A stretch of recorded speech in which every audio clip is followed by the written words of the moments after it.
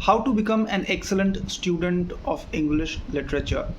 Well, this is a very common question, and this question can show up in the mind of those students who are either enrolled in the course of English literature or who want to take admission in this particular course in far or near future. So, with the help of this particular video, I will give an answer to this question. But before I do so, I want to share a piece of advice with all of you.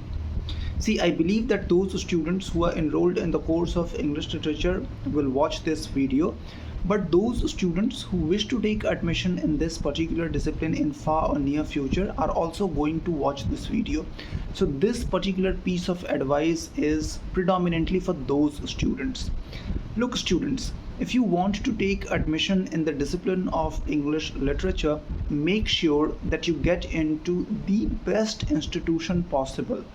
Okay, I know that it is very difficult to get into the apex institution because seats are limited and entrance examination is tough, but try to find the best institution that you can get for yourself, because there are 3-4 reasons behind this particular argument.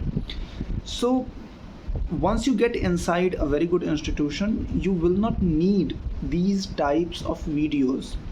You won't have to watch videos that tell you how can you become a very good student of English literature, or how can you learn very good English, or how can you learn this, how can you learn that.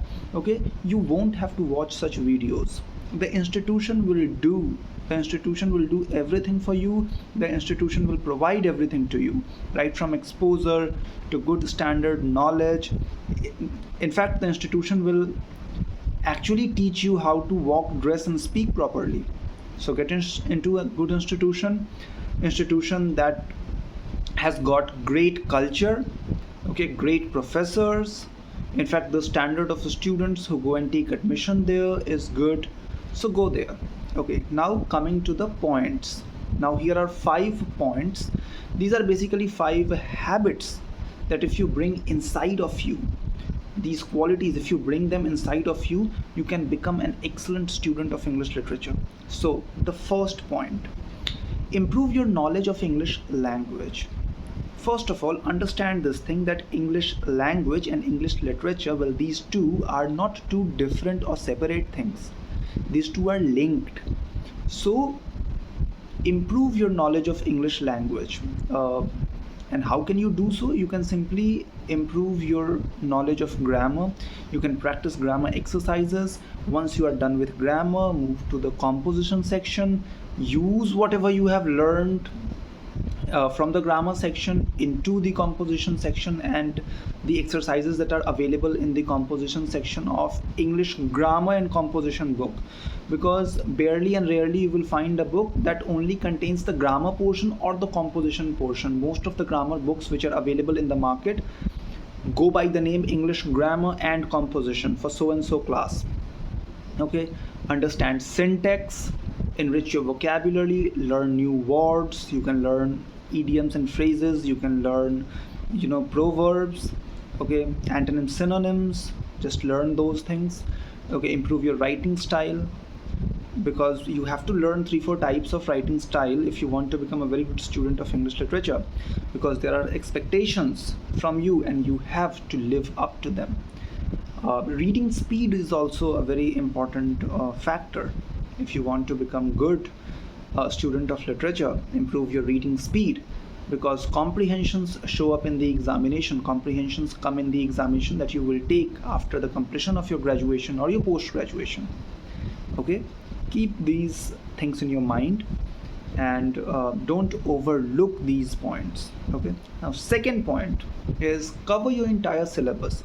Now the syllabus of English literature is quite vast. So you have to read about the history of English literature. You have to understand, you have to develop good understanding about novels, dramas, plays, and epics. You have to understand figures of speech. You have to understand different writing style, how Shakespeare used to write, how Christopher Marlowe used to write, about university wits, about different authors, playwrights, etc., etc. Then you have to understand literary criticism, because that's too important. and it plays a very significant role. And then one more thing that I would like to add: read from the original text. Do not ignore the original text. Don't just confine yourself up to translations or summaries or gists only, because if you read from the original text, you will be able to understand that what portions are actually important, which proverbs or sayings you need to memorize or keep in your mind, which particular extract or excerpt stands for what type of meaning. You just will develop a very good understanding. So in case if you go and become professor, assistant professor, if you go into press, you go into media, you will be able to understand different English, different perspective, different points. So just read from the original text. Okay, third point is learn to write good answers. Score good in your examination. But see, if I will just give you one advice very quickly. If you want to score good in your examination, understand one thing, that history and English literature, these two are quite different. So in history, if an incident took place in the past, you will find a date. You will get the exact date when that particular incident took place. So it's not the case with literature. In literature, dates are available but not that much in number. So if you read the books, you will find that words such as perhaps, possibly, probably, maybe, might be, these have been used quite frequently. So don't overlook these words. Include these words in your answers too. Okay, just keep this thing in your mind. Don't overlook these words. These are not there for decoration purposes, or these are not there to just for no reasons. Okay, yeah. And one more important point: understand the marking scheme of your institution or your university. So if you are in a university that gives marks to those students who fill pages, then fill pages. If your university values points and facts, gather points and facts. So you have to play very smart over here. You have to understand how your university awards marks, or what are the things your university gives maximum importance to. So write those things in your answer. Okay. So now moving to the fourth point. The fourth point is find exposure. Again, if you are in a good institution, the institution will definitely make a good exposure available to you. The university itself will encourage you to get exposed to different types of things and cultures. But in case if you think that your university is not doing these many things for you, or due to some reason you have not been able to get into that type of environment, then try to participate in debates. Okay. Improve your speaking skill, make your oration good, participate in essay competition, watch street plays and dramas. And one more important thing, the students of literature actively participate in theatre pertaining activities like Nukkar Natak and awareness programs and all. So be a participant in those things as well. Watch movies, web series, listen to English songs, read newspaper, watch English anchors, understand how they speak, where they take a pause, where they simply just go all guns blazing. Okay, work on your breathing rhythm as well, because if you want to become a very good speaker of English language, you will have to understand how you're basically how you breathe. I mean, you have to inhale, how you have to exhale. You have to understand these things, where you have to take pause, where you have to put pressure. You have to understand these things. Okay, and become open-minded, because the day you decided to take literature up, that very day you ended all your relationship with orthodox mentality or fundamentalist mentality. Become open-minded. If you're not open-minded, literature is not for you. Literature is not for rigid people, right? You have to become very liberal, very open-minded. Okay, because it's an amalgamation of different cultures. And if you are a kind of person who is quite emotional about a particular type of culture, then literature is probably not for you.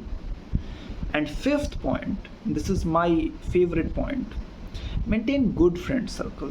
Try to stay in a competitive environment.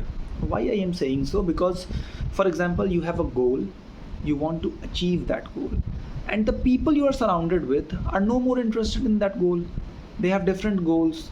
Okay, maybe you want to learn something, they are not even interested in that. So they are not going to help you. It's all about environment, culture, good friend circle, decent professor, good reading materials and all. Okay, so when you get into a good friend circle, when you find people who are educated, when you keep such people around you, you often come across challenges. They give challenges to you. For example, someone will come with 5 new words, or someone will learn a new type of writing skill. And if you want to be their friends, if you want to remain as their friends, as their friend basically, so you too will have to develop those skills. You too will have to read and understand those things. So that will in the long run improve you. So don't overlook. So these are the 5 points basically. Do not overlook even one point. Do these things regularly. uh, just and that's it. You will become a very good student of literature. Thank you.